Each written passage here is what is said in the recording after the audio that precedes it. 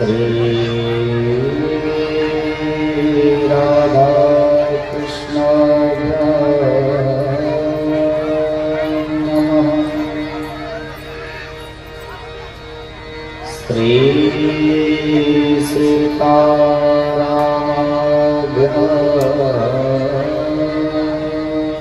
नमः। श्रीमद्भागवत महापुराण पुरुषोत्तमाय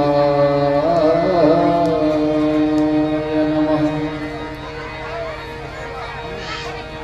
श्री संत वैष्णव सद्गुरु विप्रचरण कमलेभ्यो नमः। वंशे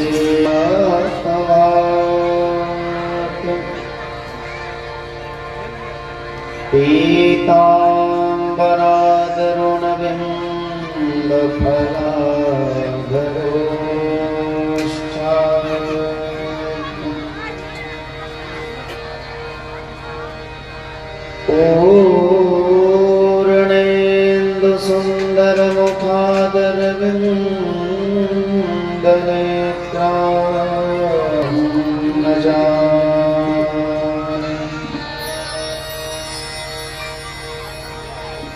दक्षिणे लक्ष्मणो यस्य वामे च जनकात्मजा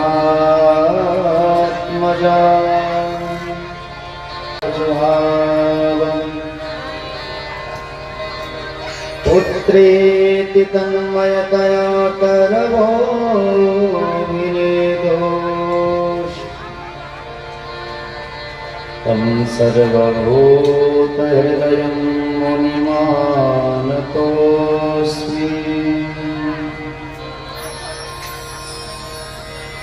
सीतानाथ समारम्भां श्रीरामानन्दा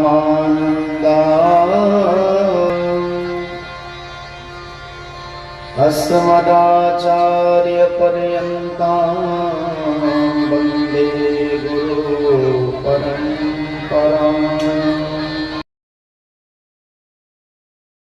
नारायणं नमस्कृत्य नरं चैव नरोत्तमं देवीं सरस्वतीं व्यासं ततो जयमुदीरये। भूतेषु मातृरूपेण नमस्तस्यै नमो नमः। गङ्गातरङ्गरमणीयजटाकलापं कामभागम्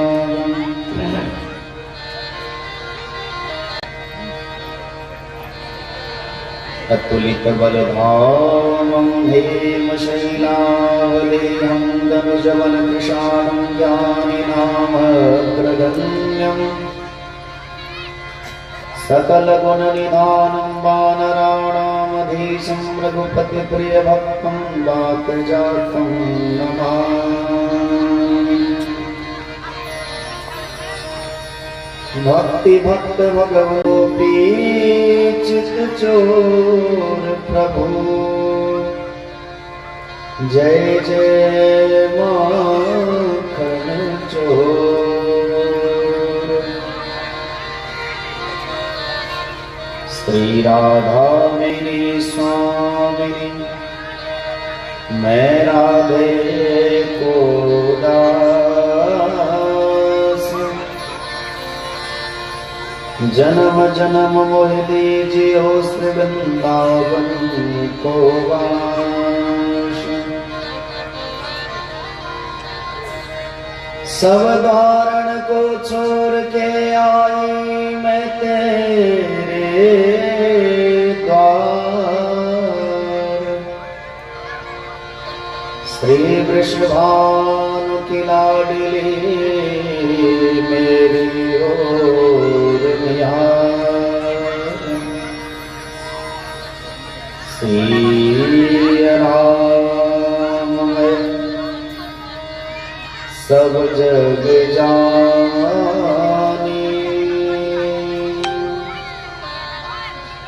करहु प्रणाम जोरि जुग पाई।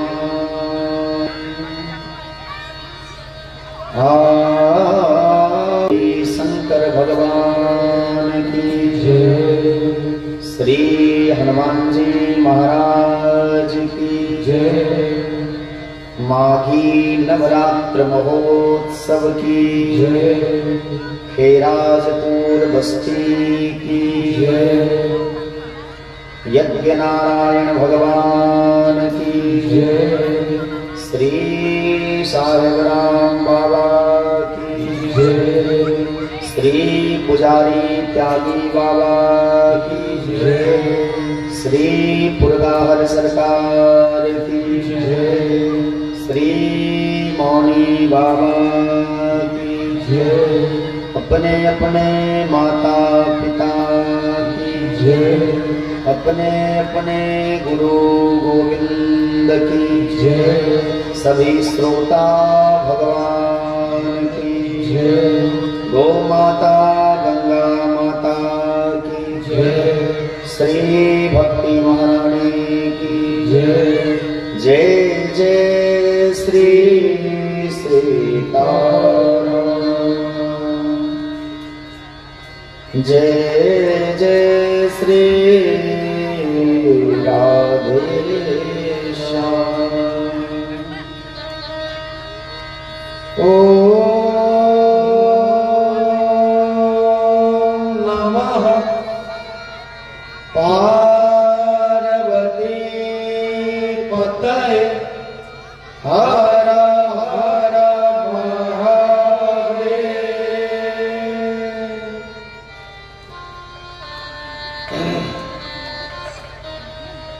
अनंत कोटि ब्रह्मांड नायक अकारण कारण ब्रह्मालय भक्तवान शिक्षल पत्रु नंद नंदन राधा प्राण वल्लभ श्री राधा कृष्ण भगवान परम कृपालु परम दयालु श्री सीताराम भगवान भगवान की वांगमयी मूर्ति श्रीमद् भागवत महापुराण श्री राम कथा भागवत कथा के परम रसिक आचार्य श्री हनुमंत लाल जी महाराज श्रीमद् भागवत महापुराण के रसिक श्रोता प्रवक्ता श्री सुखदेव भगवान श्री व्यास भगवान कल्पावनावतार श्रीमद् गोस्वामी तुलसीदास जी महाराज अनंत कोटि आचार्य चरण वैष्णव चरण दिव्य चरण मंच पर विराज कर सभी संतजन विद्वजन संगीतज्ञ कथा प्रेमी कला प्रेमी प्रातस्मरणीय पूज्य पाद तपोमूर्ति संत शिरोमणि मिथिला संत कुलभूषण परमाराध्य परमादरणीय पूज्य संत श्री सद्गुरुदेव भगवान माँ जगत जननी जगदम्बा के पावन चरणारविंद के आश्रित जितने भी श्रोता बंधु हैं भगवत भागवत कथा अनुरागी श्रद्धामयी माताएं मैं सबको भगवत स्वरूप समझ करके प्रणाम करता हूं।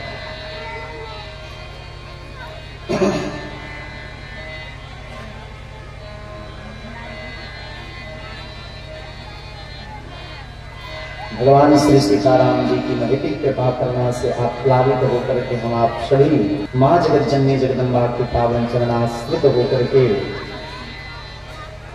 माघी नवरात्र जो अपने आप में एक अलौकिक और अद्भुत साधना का केंद्र है। खेराजपुर बस्ती के विषय में बहुत अधिक कहने का दुस्साहस नहीं करूंगा क्योंकि यहाँ हमारे सभी गार्जियन भी हैं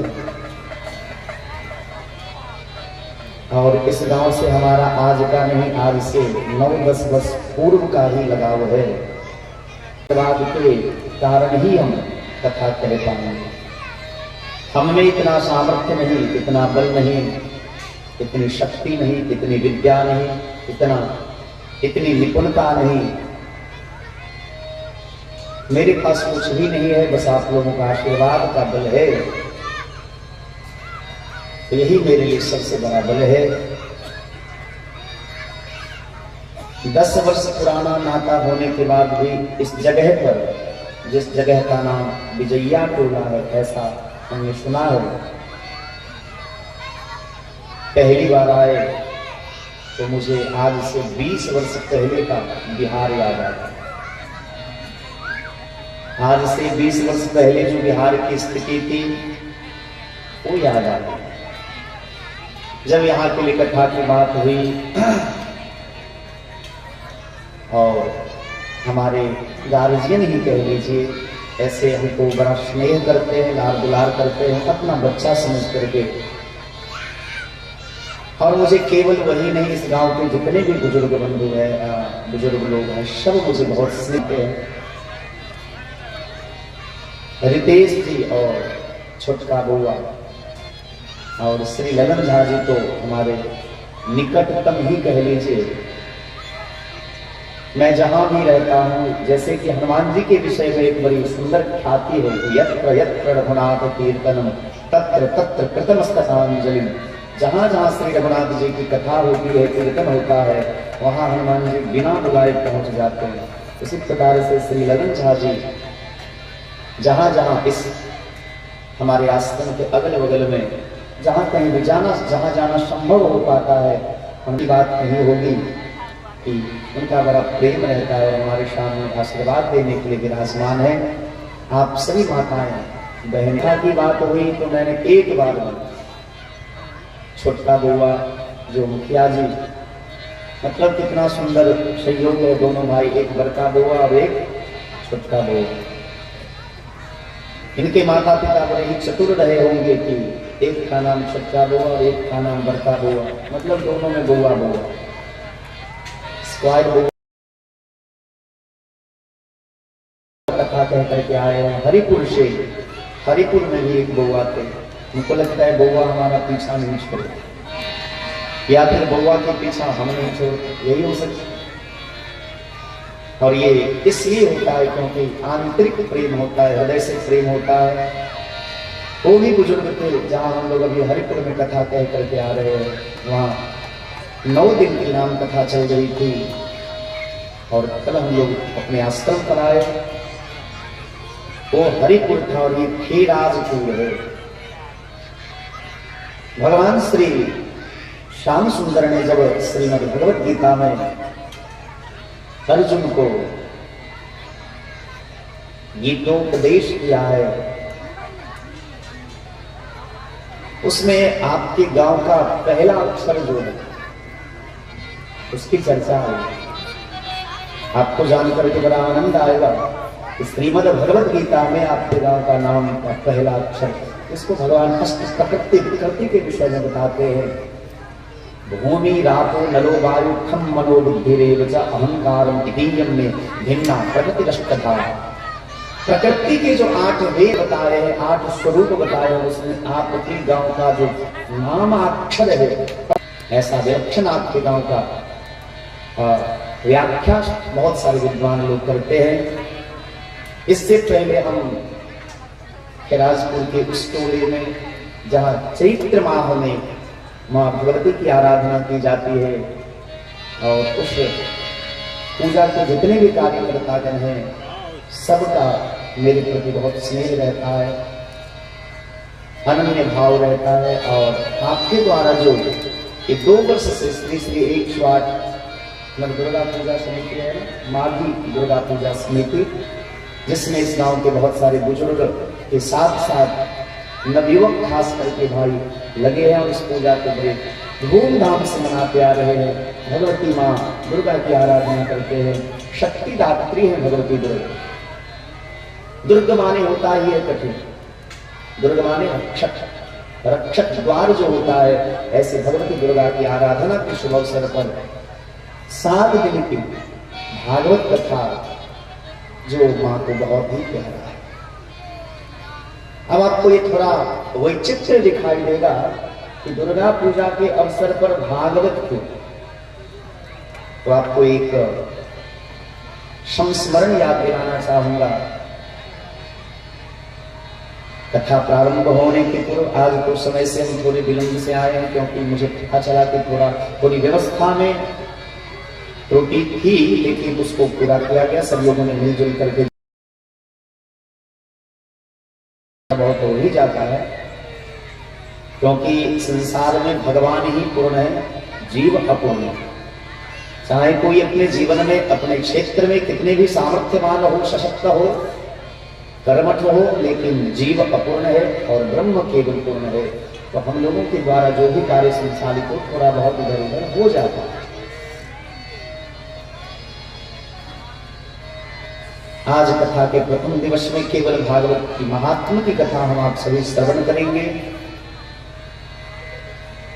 भागवत जो हम लोग सुनते हैं उसकी महिमा क्या, भागवत को क्यों सुननी चाहिए, उसके सुनने की विधि क्या है, और भागवत सुनने से किस किस का लाभ, तीनों चीजों की व्याख्या जिसमें की गई हो वही भागवत महात्मा है। आपको एक कथा याद दिलाना चाहूंगा, लेकिन याद करने से पहले सभी लोग प्रेम से बोलेंगे राधे राधे। देखिए आपके गांव में भले अलग है, लेकिन गांव तो आपका ही है, और ये कथावाचक जी आपके ही, कोई बाहर से नहीं आया, आपके अपने कथावाचक हैं। तो इसलिए जब भी राधे राधे कहने की बात आए तो खूब जोर से बोलना, राधे राधे। बहुत सुंदर। जब हनुमान जी महाराज सीता जी का पता लगाते लगाते लंका गए हैं, तो वहां आपको एक कथा याद दिलाता हूं कि सीता जी बड़ी दुखी थी। एक माह के अंदर, एक महीने के अंदर आप मेरी बात को स्वीकार कर लीजिए, नहीं तो फिर मैं आपको मार दूंगा, ऐसा रावण ने घोषणा की। हनुमान जी महाराज ऊपर बैठे हुए थे और सब कुछ देख रहे थे। सीता जी इस परिस्थिति में यहां है, यह बात जान करके हनुमान जी को बड़ी पीड़ा हुई, बड़ा कष्ट हुआ, पर मन ही मन विचार करने लगी कि अभी यदि भगवान की आज्ञा होती तो अभी इसको मार करके सीता जी को अपने साथ राम जी के पास पहुंचा देते, ले जाकर। लेकिन भगवान की आज्ञा नहीं है, और सेवक का धर्म है स्वामी की आज्ञा का पालन करना। रावण के चले जाने के बाद वहां से हनुमान जी, रामचंद्र गुणवर नहीं लागा, सुनत ही सीता कर दुख भावे। सीता जी जो आदि शक्ति है, जगत जननी है, जगदम्बा है, वही सीता कभी दुर्गा के रूप में, राधा के रूप में, काली के रूप में, लक्ष्मी के रूप में अनेक रूप धारण करके सृष्टि का सारा कार्य करती है।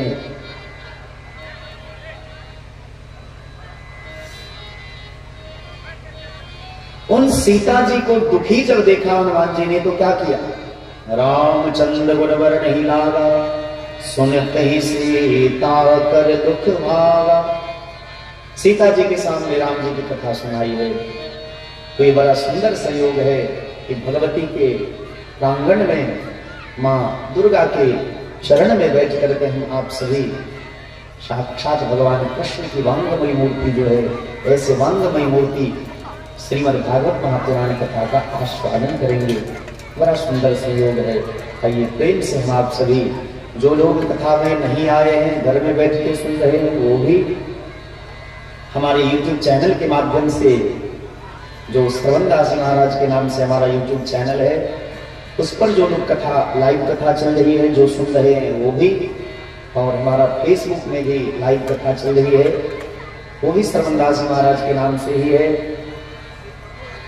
इस सोशल मीडिया प्लेटफॉर्म पर जितने लोग कथा श्रवण कर रहे हैं, अथवा ध्वनि यंत्र के माध्यम से जहां पर मेरी आवाज जा रही है, अभी हम आ रहे थे पंडा साहब, थोड़ा आगे बढ़े कुछ नहीं दिखाई दिया, हमको लगा अब आ गए, थोड़े और आगे बढ़े तो हमको लगा अब आ गए, थोड़े और आगे बढ़े तो अब लगा कि आ गए।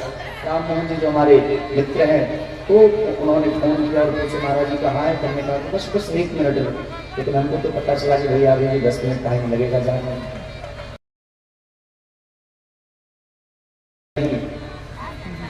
सचमुच भगवान के चरण में तो नहीं जा रहे।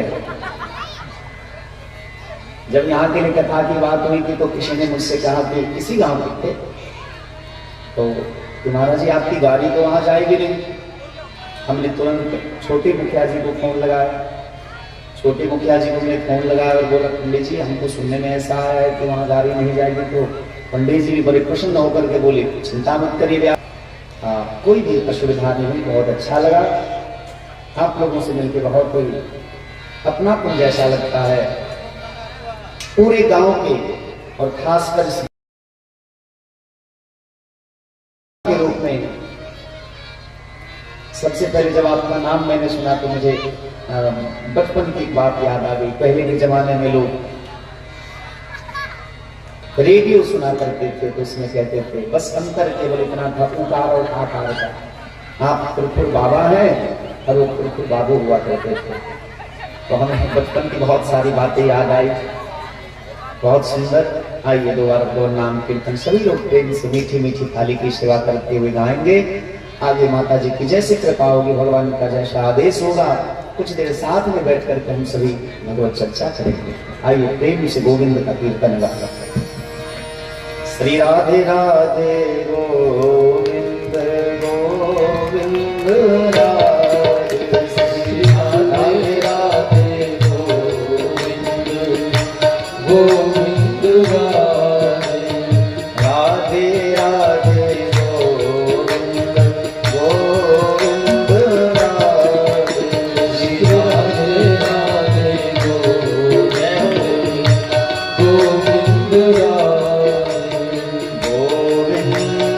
राधे, राधे गोपाल राधे, गोविंद राधे राधे गोपाल राधे, गोविंद राधे राधे गोपाल राधे, गोविंद राधे राधे गोपाल राधे,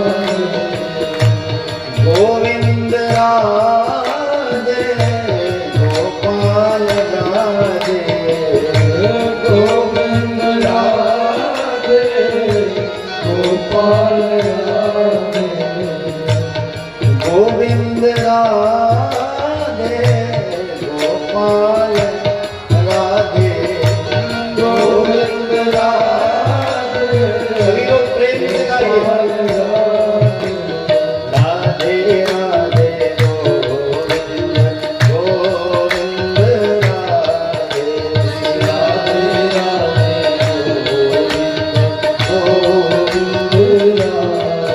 राधे राधे गोविंद गोविंद राधे, राधे राधे गोविंद गोविंद राधे, गोपाल राधे, गोविंद राधे राधे गोपाल राधे, गोविंद राधे राधे गोपाल राधे, गोविंद राधे राधे गोपाल राधे, गोविंद राधे गोपाल राधे, गोविंद राधे गोपाल राधे, गोविंद राधे गोपाल राधे, गोविंद गोविंद गोविंद राधे, राधे राधे मस्ती में झूम के सभी लोग आए। राधे राधे गोविंद गोविंद राधे, गोविंद राधे राधे गोपाल राधे, गोविंद राधे राधे गोपाल राधे, राधे गोपाल राधे, गोविंद राधे राधे गोपाल राधे, गोविंद राधे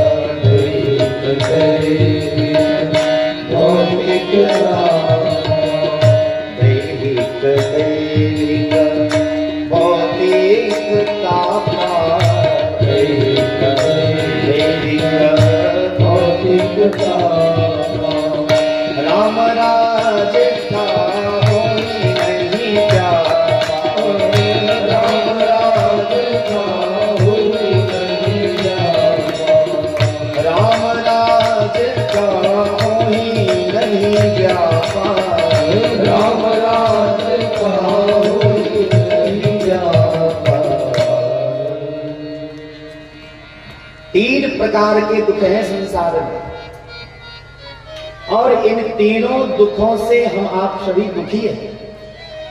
कोई तन दुखी, कोई मन दुखी, कोई तन दुखी, कोई मन दुखी,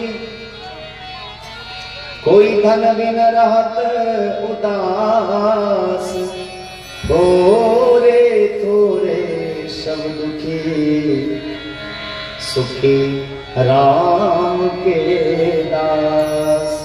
भैया संसार में हर एक प्राणी दुखी है। कोई तन दुखी, कोई तन से दुखी है। कैसे दुखी है?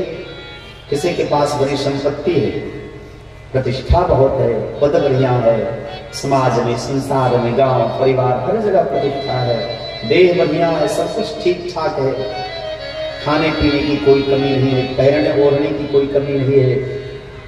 लेकिन कोई डायबिटीज से यदि ग्रसित हो जाए, डायबिटीज का रोग हो जाए तो जीभ पर ताला लग जाए। क्या आप चावल नहीं खा सकते, आप आलू नहीं खा सकते, आप ये नहीं खा सकते, आप वो नहीं खा सकते। अरे भैया, तो जब खा ही नहीं सकते तो फिर जीवन खाएगो? आपको दुख होगा तब जब आपके घर में बढ़िया बढ़िया भोजन बनेगा और आपके लिए अलग से करेले की भुजिया, दाल का पानी और सूखी रोटी आपके थाली में परोसी जाएगी, तो आपको बड़ा दुख होगा कि नहीं? दुख होगा, दुखी तो होंगे ही लोग। तो कोई तन दुखी, कोई तन से दुखी है, कोई तन दुखी, कोई मन दुखी और कोई मन से दुखी है। मन से कैसे दुखी है? संत कहते हैं कि किसी के पास भगवान ने सब कुछ दिया है, धन दिया है, जायदाद दी है, प्रतिष्ठा दी है, पद दिया है, नाम शोहरत सब कुछ है, कोई बीमारी भी नहीं है, शरीर भी पूरा स्वस्थ है, खाने पीने की कोई कमी नहीं है, कोई मनाही नहीं है, लेकिन मन से दुखी है। क्यों? क्योंकि बाल बच्चे अनुकूल नहीं। यदि पुत्र प्रतिकूल हो जाए ना, हमारे बच्चे प्रतिकूल हो जाए तो माता पिता बड़े दुखी रहते हैं। और आज के जमाने में तो छूट इतनी दी गई है कि लगभग बच्चे पथ से हट जाते हैं। बहुत कम बच्चे ऐसे हैं जो अपनी मान मर्यादा का ध्यान रखते हैं। तो कोई तन दुखी, कोई मन दुखी, कोई धन बिन रहत उदास, और कोई धन के लिए बड़ा उदास रहता। दिन भर मेहनत मजदूरी करता है, 8 घंटा 10 घंटा खूब मेहनत करता है, बदले में उसे मिलता क्या है? 500 रुपया, जिससे उसके परिवार का ठीक से पालन भी नहीं हो पाता। ऐसी परिस्थिति में फिर यदि संसार में हर एक कोई दुखी ही है, तो संत कहते हैं, संत से किसी ने पूछा कि सुखी कौन है? कोई तन दुखी, कोई मन दुखी, कोई धन बिन रहत उदास, थोरे थोरे सब दुखी, सुखी राम के दास। भैया संसार में एक व्यक्ति सुखी है, कौन? जो भगवान का भक्त है। बाकी तो हर कोई दुखी है। और आंख बंद करके छाती पर हाथ रख करके खुद से सवाल करे, खुद से पूछे, आपकी आत्मा इस बात की गवाही देगा कि आप दुखी है। आपके पास सब कुछ है फिर भी आप दुखी है। क्यों? क्योंकि किसी न किसी चीज की कमी है। तो बोले ये भागवत की कथा श्रवण करने से, जिनकी कथा हम श्रवण कर रहे हैं, तापत्रय विनाशाय, तीनों प्रकार के तापों का नाश हो जाता है। सच्चिदानंद रूपाय विश्वोत्पत्त्यादि हेतवे, ऐसे जो सच्चिदानंद स्वरूप है श्री कृष्ण, हम उनको प्रणाम करते हैं। श्री कृष्णाय वयं नमः। हम आप सभी ऐसे भगवान श्री कृष्ण को प्रणाम करें। कृष्ण का मतलब क्या होता है? कृष्ण का मतलब करसति इति कृष्णः, जो जीव को अपने चरित्रों के माध्यम से, लीलाओं के माध्यम से, गुणानुवादों के माध्यम से, सत्संग के माध्यम से, कथा कीर्तन के माध्यम से रूप लावण्य के माध्यम से, वंशी के माध्यम से जीव को जो अपनी ओर आकर्षित कर लेता है, अट्रैक्ट कर लेता है, वो कृष्ण। कृष्ण माने लोग तो समझते हैं काला, लेकिन कृष्ण का अर्थ काला यदि है तो कृष्ण का अर्थ यह भी है जो जीव को अपनी ओर आकर्षित कर लेता है, वह है कृष्ण। ऐसे भगवान श्री कृष्ण को हम आप सभी प्रणाम करें। यम प्रव्रजन्तमनुपेतमपेत कृत्यं द्वैपायनो विरहकातर आजुहाव पुत्रेति तन्मयतया तरवोभिनेदुस्तं सर्वभूतहृदयं मुनिमानतोऽस्मि। जिस महाभागवत भगवान सुखदेव के द्वारा भागवत का उदय हुआ, श्री सुखदेव स्वामी ने राजा परीक्षित को यह भागवत की कथा सुनाई। ऐसे भगवान सुखदेव के चरणों में हम आप सभी प्रणाम करते हैं। निगम कल्पतरोर्गलितं फलं सुखमुखात् द्रवमृत संयुतं पिबत भागवतं रसमालयं मुहुरहो रसिका भुवि भावुकाः। निगम कल्पतरोर्गलितं फलम। निगम माने क्या होता है? निगम माने वेद होता है। नितराम गमयति इति निगमः। निगम कल्पतरोर्गलितं फलम, ये भागवत क्या है? एक तो भगवान का साक्षात विग्रह है, दूसरा क्या है? तो श्री वेदव्यास भगवान कहते हैं निगम कल्पतरोर्गलितं फलम, ये पका हुआ फल है। कैसा फल है, कहाँ का फल है, किस वृक्ष का फल है? तो बोले निगम कल्पतरोर्गलितं फलम। निगम माने वेद, वेद रूपी कल्प वृक्ष का गलितम फलम है, पका हुआ फल है। तो भैया फल का हम क्या करें? बोले खाओ, फल खाने की चीज है और फल का रस पीने की चीज है, उसको पियो। पिबत भागवतम रसमालयं। ये भागवत क्या है? आप बड़ी सावधानी से सुनिएगा, और लोग थोड़ा इधर उधर हो जाए तो चलेगा। आपको एक क्षण के लिए इधर से उधर नहीं होना, पूरी सावधानी। सुखदेव जैसे महात्मा के मुंह से निकला हुआ फल है यह, इसलिए बड़ा मीठा है। ऐसी कहावत है कि तोता का छुआ हुआ जो फल होगा, तोता जिस फल में चोंच लगा दे वो फल मीठा होता है। दो बात, या तो तोता उसी फल में चोंच मारता है जो मीठा हो, तोता चोंच मार दे वो मीठा हो जाता है। तो सुखमुखात् द्रवमृत संयुतं। सुखदेव जैसे महात्मा के मुंह से निकला हुआ ये फल है। यदि आपका ये भागवत कल्प वृक्ष रूपी, वेद रूपी कल्प वृक्ष का पका हुआ फल है, तो फल को तो खाया जाता है, लेकिन आप तो कह रहे हैं पिबत भागवतम, भागवत रूपी फल को पियो। बोले देखो, जिस फल में छिलके और गुठली होती है ना, उसके छिलके को फेंक दिया जाता है, गुठली को निकाल दिया जाता है। लेकिन हमारा जो भागवत रूपी फल है, इसमें न छिलका है न गुठली है, ये तो रस का घर है, और रस को खाया नहीं जाता, रस को पिया जाता है। बोलो राधे राधे। इसलिए पिबत भागवतम रसमालयं। रसम आलयम, रसों का घर है। आलय माने घर, जैसे देवालय माने देवताओं का घर, विद्यालय माने विद्या का घर, उसी प्रकार रसमालयम, रसम आलयम, रस का घर है यह भागवत रूपी फल। तो ठीक है, फल को पिएंगे। रसिका भुवि भावुकाः, जो रसिक जन है, जो भावुक जन है, जिसके हृदय में भाव है। क्यों?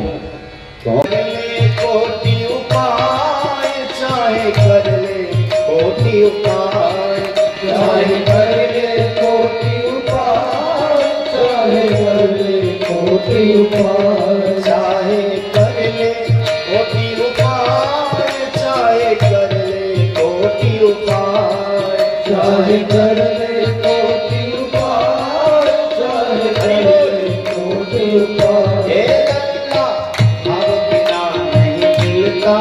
चाहे कर ले कोटि उपाय, अल्लाह भगवान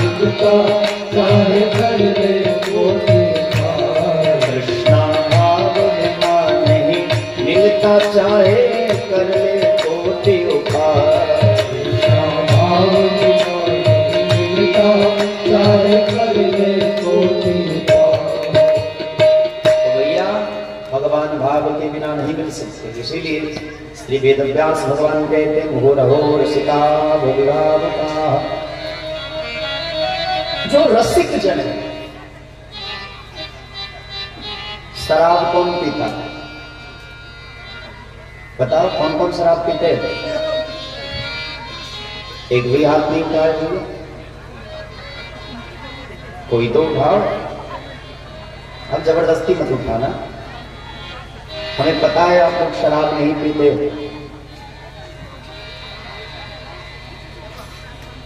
हाँ, अगल बगल के और लोग होंगे जो पीते होंगे। कार्यकर्ता जितने हैं इस कथा के और इस आयोजन के, मैं उनसे एक निवेदन करूंगा कि कल से इस चीज का थोड़ा ध्यान रखें कि कथा पंडाल में किसी प्रकार का हल्ला गुल्ला शोरगुल ना हो।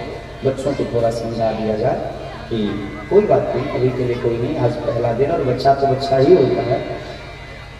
कल से थोड़ी सावधानी रखें इस चीज का, क्योंकि कथा की एक धारा होती है और धारा में बड़ी सावधानी रखनी पड़ती है।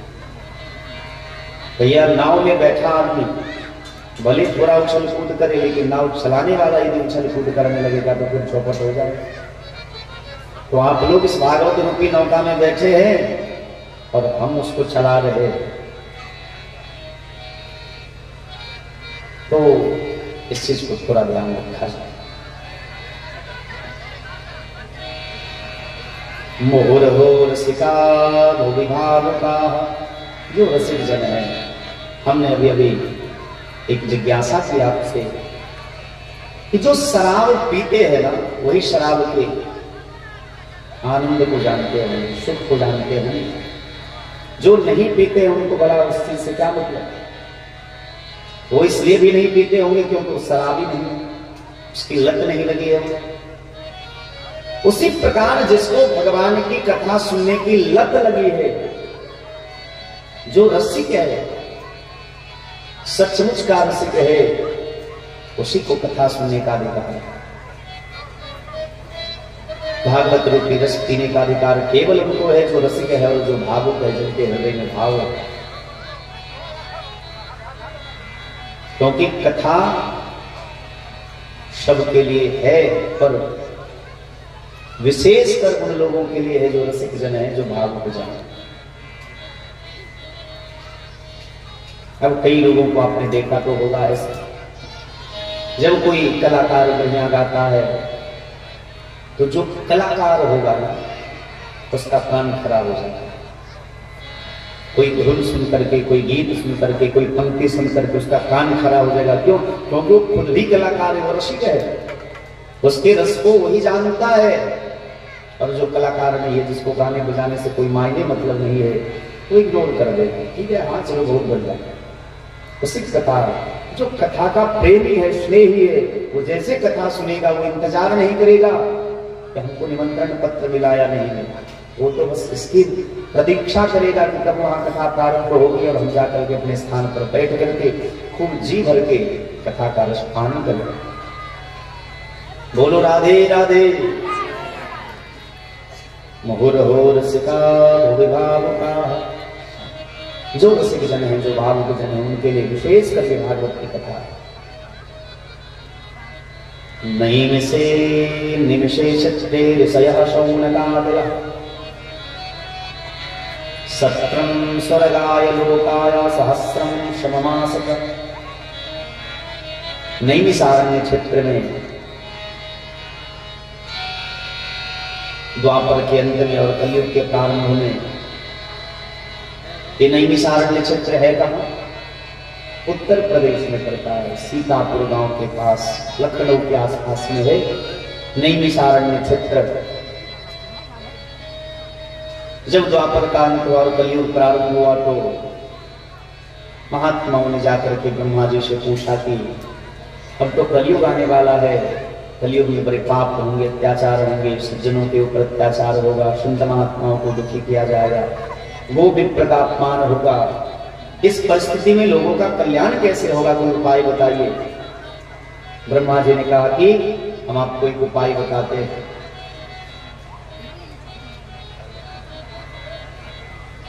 आप यहां से इस चक्र, एक चक्र दिया और चक्र के साथ साथ आप वहां जाइए जहां इसका धार जो है जीर्ण शीर्ण हो जाए, मतलब वो धार जाकर, वो चक्कर जाकर के जहां स्थापित हो जाए और रुक जाए, उस जगह में जाकर के आप सत्संग करिए, यज्ञ करिए, लोगों का कल्याण।